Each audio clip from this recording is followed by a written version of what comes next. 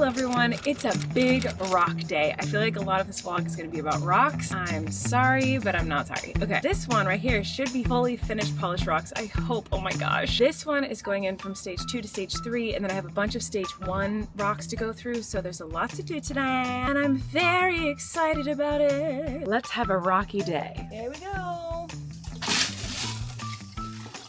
All right, I'm gonna burnish these and let's hope that they're still shiny and pretty and glossy when they're all clean. Fingers crossed. Here comes the next one.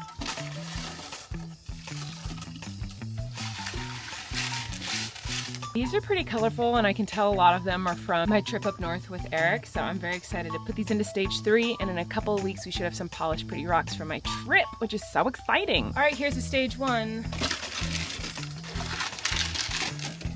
Here comes the next one. All right, here's the last number 1. Whoops.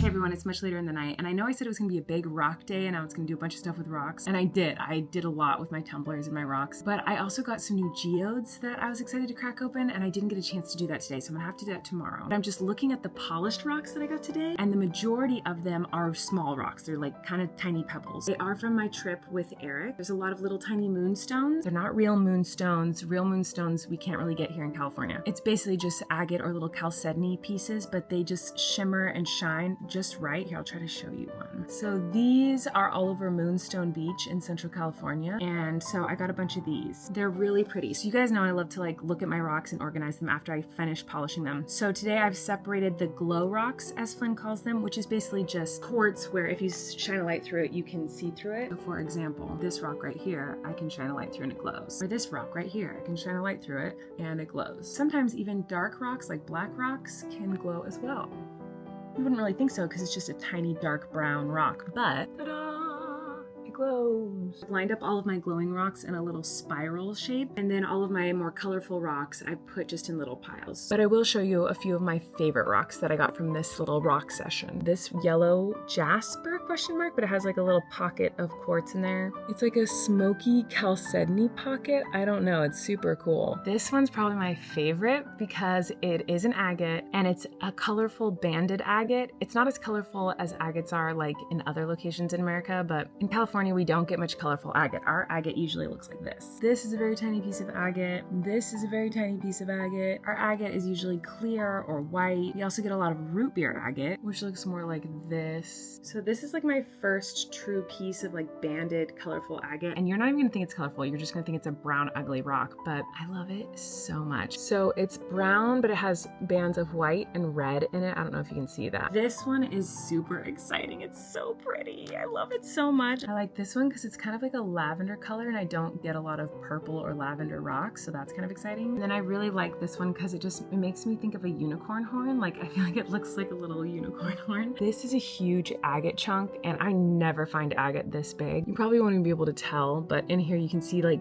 some bands. You see those little bands in there? I've never found a big agate chunk like this. It's just pure agate, and it's just very exciting. Nobody cares but me. All right, so now I'm just gonna show you the rocks because you don't want to hear me talk about them. So here's my green rocks, kind of purplish brown rocks. This is almost blue, this big one. Here are my reddish toned rocks and my yellowy orange rocks. And here's my spiral queen. So we have the darker glow rocks, and they go into like the more brown tones, and then they go to a lighter kind of orangey, reddy rust color, and then more yellowish, like off-white, into the pure white little agates. Ta-da! So very pleasing. I'm obsessed. Good morning, everyone. Please excuse my very wild hair today. I haven't had a chance to do my bangs or my hair. It's just leftovers from whatever was happening the last couple of days. But look at this tree. Okay, it just looks like a dead winter tree, but like honestly, oh, there's a lot of bees right there. Whoa, wow. Bees are thoroughly enjoying that lavender bush, and I just didn't even realize it. Okay, this tree is so cool. It has like these beautiful deep red maroonish leaves that are so pretty. Hold on. Can you even see? It's not even focused. But anyway, see all these tiny tiny little leaves. You can't freaking tell. Anyway, those leaves are like a deep maroon. Shout out to Taylor Swift. And when the sun is setting and it like hits those leaves just right, it's like the prettiest thing. I'll try to remember to show you tonight, but I will definitely forget. Ow! Oh, friggity frock. I'm outside right now because I thought it would be fun to crack open the new geodes that I got. So as we know, I was very disappointed in the last geode kit that I got. So I went online and looked for professional geodes, and I found this company called the Geode Guys. This is obviously not sponsored. I just Googled it and bought these myself. I found this company called Geode Guys. They're not just rocks, they're geodes. And I bought this kit, and I'm not gonna lie, I thought these geodes would be a lot bigger. They're very, very tiny. Like when I first got this, I felt this bag and I thought it was maybe a couple geodes that had shattered into little pieces because the geodes are small. See what I'm saying? I mean, there's one big one in there. There's 8 geodes. Maybe we'll do 3 and then 2 and then 3 because one of them is pretty big and the rest are pretty small. So today I'm gonna open up this one, which is very thin, and these 2, which are both very tiny. It comes with instructions on the little bag, and it says, find the flattest side of the geode, place on a hard surface, place chisel, tap the chisel with a hammer, gradually striking harder until geode cracks, and then show the geode to all your friends and family. Bonus, explain what's inside. Okay, I'm gonna do something really stupid right now. I do not think anyone should ever do this at home. This is a very bad example of me to make, but I'm going to do this without safety goggles on. I know, stupid. I cannot find my safety goggles. I don't know if Flynn was playing with them. Sometimes he likes to use those, sometimes the twins do, but I'm just gonna blame myself. It was probably me who lost them. Anyway, I'm gonna put the chisel on it, and this is a pretty safe little hammer thingy-mabobber because it has the safety thing. So right as the hammer goes down, I'm going to close my eyes. Do not do this at home, ever. This is stupid. Geode number 1, here we go. I'm doing the biggest one first. Oh, this is not gonna work. Well, it shattered. The problem with closing your eyes is you can't see where all the pieces went, so that's not good. Geode number 2. This isn't going very well. I think tomorrow I'm going to actually use a sock because they're just shattering into a million bits anyway, and I just don't want to lose all the pieces. Yeah. Oh my god, this is so annoying. This one's too wobbly. I can't get this one to stay in one place. God, this is like infuriating. It's a ball, like it's gonna roll around. There's no way to get a chisel to lay on it. I don't know what to do here. I can put it in between my soft little slippers and hope I don't smash my own feet in. Oh no, this is such a horrible idea. It worked, but it also shattered into 10 trillion pieces. All right, I'm gonna try to go piece these back together a little bit. Okay, I tried my best to glue these geodes back together, but I'm missing some chunks. So I'm gonna show you these geodes. I wanna make some bread today. I have therapy today. I also got this lash lift stuff that I wanna try because my lashes don't curl and it really is annoying. But I'm terrified to try it. And I don't even know if I'm gonna try it on camera, but I just know that at some point today I'm gonna try that. But for right now, let's look at these geodes. Okay, here's the first one. I was able to glue it back together in 3 little sections. Here's the top, cute. And here's the bottom 2 pieces. So pretty. Oh my god, that was so dramatic. So this is the inside of this one. By the way, I'm so sorry you guys have to look at my hands when I do this. My hands are so disgusting, but whatever. Okay, here's the next one. This one is super sparkly inside. It's so pretty. And it's kind of more of a bluish gray color, so that's kind of fun. And this one I'm missing a huge piece of on the back side, but it's very pretty inside. This one has like blue and gray, and it even has like these bands right here that are like red, and I don't know, that's so pretty to me. This one's kind of cool. I actually really like this one. I think in general we're gonna have more luck with these geodes than I have with the past geodes. All right, I'm gonna make some bread. First I need 3 cups of warm water. I'm doing the biggest bucket ever. It was very unnecessary, but here we go. We're gonna need 3 cups of warm water, a tablespoon and a half of salt, a tablespoon and a half of yeast, then we're gonna need 6 cups of flour. Mix it all together, and you don't even have to knead it. You can really get in there with your hands if you want to. So it looks like this. I'm gonna let it sit and rise on my counter covered for 2 hours, and then I'm gonna bake some bread tonight. I'm gonna preheat the oven to 450 degrees with the pizza stone already in the oven. Put some flour on the pizza stone, and then I'm going to shape a chunk of it into a little ball, and I'm gonna cut a little slice in the top, dust some flour on it, and then put it in the oven for 35 to 40 minutes with a water bath. And then voila, you have bread. Okay, let's cut into this, see how it looks. It looks very soft. Usually this is a very crispy bread.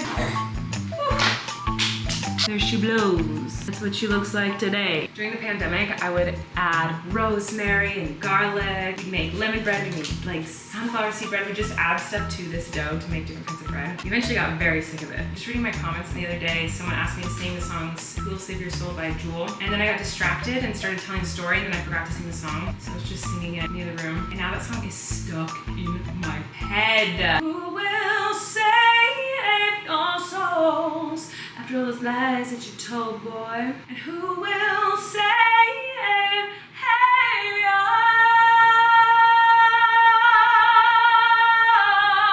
soul? You won't save your own. That is weird. It tastes very yeasty. Just add more butter and they'll never be able to taste it. Cheers. Hi everyone, it's much later in the evening and I'm reading from this Dream Quest dictionary that someone sent me to my P.O. box, which is so freaking sweet. I was talking about in a vlog a while ago that I have the most vivid, intense, really horrific dreams usually. Someone sent me this book that is a dictionary of all the different things that you could dream about and what they could possibly mean. So something I was dreaming about a lot last year, like constantly, was whales. Whales as having a whale of a time, really big issue, loud crying. Accurate. Another thing I've been having a lot of dreams about last year and this year too, and kind of always I have a lot of dreams about, is being in the ocean, in a shipwreck, or falling off a ship, or swimming in the ocean, but being in the ocean and it's not a good experience. It's usually something bad happens. Whale watching, usually, or gonna go snorkeling somewhere and I'm on this big boat and something bad happens. A lot of ocean dreams. And so this is ocean, unpredictable, an important dream symbol that signifies a vital message. Relationship with inner self reflected in the state of the dream ocean, being connected to an encompassing and life-giving source, representing the unconscious that holds many treasures. Notice if your ocean is calm, turbulent, cold, or wavy. What else do I have a lot of horrible dreams about? Oh, being chased. I wonder if that's it. I get chased a lot in my dreams. Like someone is chasing me and it's awful. It's usually someone with some sort of a weapon that is like literally chasing me and I'm hiding and I'm falling and it's so bad. This book, by the way, smells really good. So whoever gave me this, I don't know if you like put perfume in it or something. It smells amazing. So the word chase says one part of you is trying to get other parts of you to pay more attention. That's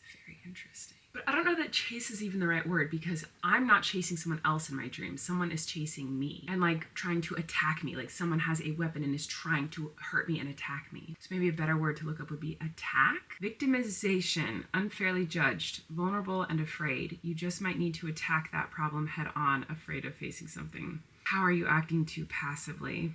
Oh, I think I'm going to choose to continue to act passively and ignore that. I used to have dreams a lot as a kid that I was being kidnapped. I've had vivid nightmares since I was a very little girl. Like my whole life, since I was tiny, I can remember very vivid, awful, horrific nightmares. One of my recurring dreams as a little girl was that my parents call me to the front yard and then there'd be doubles of my parents. One of them was a kidnapper and like a person who would make me unalived, you know? And the other person was my actual parent. And then I would have to figure out which one was my actual parent. My mom and the imposter would both be like, I'm your mom, it's me, I'm your mom. And I would pick the person I thought was my mom. And I always, in my dream, I always picked wrong. And the dream would end with me being pulled away and kidnapped and like put into a car and I'm screaming and crying and begging for my mom to, I could cry. They were like that scary and vivid and I haven't had that dream since I was like 10, you know? But like, it was so scary. Like it felt real where I would be like screaming and begging, crying for my mom to come save me. My mom is sobbing and she can't save me. And I had that dream a lot as a kid. So anyway, let's look up kidnapping. Held hostage, someone taking the credit for work you have done. Or it can mean making sure your kids are getting enough rest. And then it says to ask yourself the question, what are you stealing away from yourself? I don't know. It does not connect to anything from my childhood, but this is so interesting. I'm so excited to keep this by my bed and like every morning wake up and be like, oh, what did I dream about? What's it about? That's so fun. So sweet. Thank you so much. Speaking of you guys being the sweetest, someone left a comment that was just absolutely lovely yesterday. And this must have been on the vlog where I was talking about my house being super dirty. But Chloe said, here's my favorite poem I think you'll like about cleaning less and enjoying life instead. It's called Dust If You Must by Rose Milligan. Dust if you must, but wouldn't it be better to paint a picture or write write a letter, bake a cake, or plant a seed. Ponder the difference between want and need. Dust if you must, but there's not much time, with rivers to swim and mountains to climb, music to hear and books to read, friends to cherish and life to lead. Dust if you must, but the world's out there, with the sun in your eyes and the wind in your hair, a flutter of snow, a shower of rain. This day will not come around again. Dust if you must, but bear in mind, old age will come, and it's not kind. And why am I crying? And when you go, and go you must, you yourself will make more dust. Oh my God. It's such a good poem. I loved that. So thank you for sharing that with me so much, Chloe. Like, I really appreciated that. And I wanted to share that with everybody because it made me feel a little bit better about my house just always being a mess. Reading that poem made me really happy. I was really excited to share that with you. But on top of that, it reminded me of an author slash poet that I loved growing up, Shel Silverstein. Silverstein? I think it's Shel Silverstein. Anyway, he's technically a children's author, like a children's poet, but I've been reading the poetry to Flynn lately, and some of those poems are very dark. I have to do a lot of editing on the fly when I'm reading those poems, and he loves it. He loves the book. It just reminded me that I've been reading those books with him, and I wanted to ask you guys, a long time ago, you guys gave me a bunch of suggestions for books for my kids, and I got them, and my kids loved them. So I want more book suggestions. My kids really love interactive books. Like, one of their favorite books is the book with no pictures that I read to them. They love that. It makes them giggle a lot. That's a really great book, by the way. There's a book called like Don't Push the Button or something, and it's like every time you push the button, something happens to like the monster inside of the book. Every time you turn the page, it's like an interactive book. So all three of my kids love those because it's something that they all can interact with. And so yeah, if you guys have any suggestions for books that are funny and silly, interactive, anything like that you could recommend to me. Remember, my toddlers are 2 and Flint is 5, so